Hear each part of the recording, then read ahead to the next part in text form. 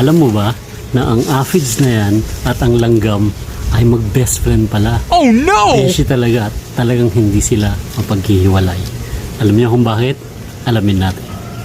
Ako si M.A. Canceran, ang inyong magsasakang biologist.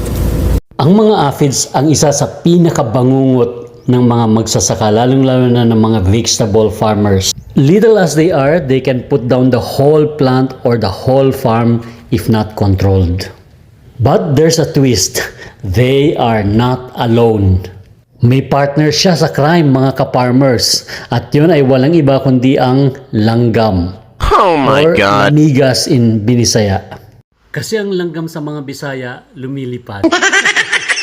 Kaya kung may langgam sa iyong halaman, sigurado may aphids and vice versa. Let's take a little look on the biology of this pest. Kaya hindi sila mapaghiwalay kasi gustong-gusto ni langgam ang mga honeydew na galing sa aphids. In return, ang mga langgam naman ay pinoprotektahan ang mga aphids sa mga predators katulad ng ladybug. At ang sabi ni langgam, basta bigyan mo lang ako ng bigyan ng honeydew, nako, hindi lang kita poprotektahan, dadalhin pa kita kung saan mo gusto. Parang kanta lang ni Regina dadalhin. Dadalhin, ay wag na. Iyon ang buy-in ni langgam sa mga aphids.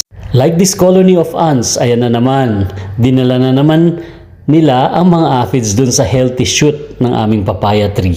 Kung ako ay nagfa-farm din si langgam ng mga aphids. Kailangan talaga ay mapuksa ito. Ang ganda ng dynamics ng kanilang relationship. Sa biology, ang tawag dito ay symbiosis or para masimplihan, mutualistic ang kanilang relationship.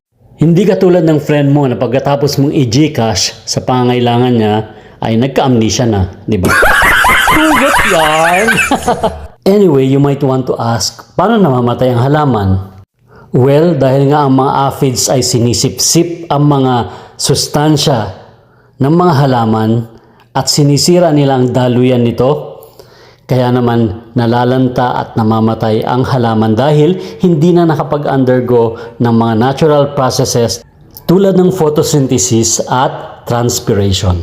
May mga pag-aaral tungkol dyan tulad nito.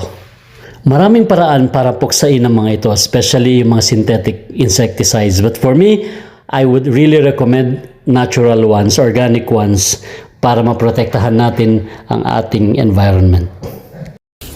At kung may natutunan ka sa video ito, please follow, share, like, and comment. Thank you.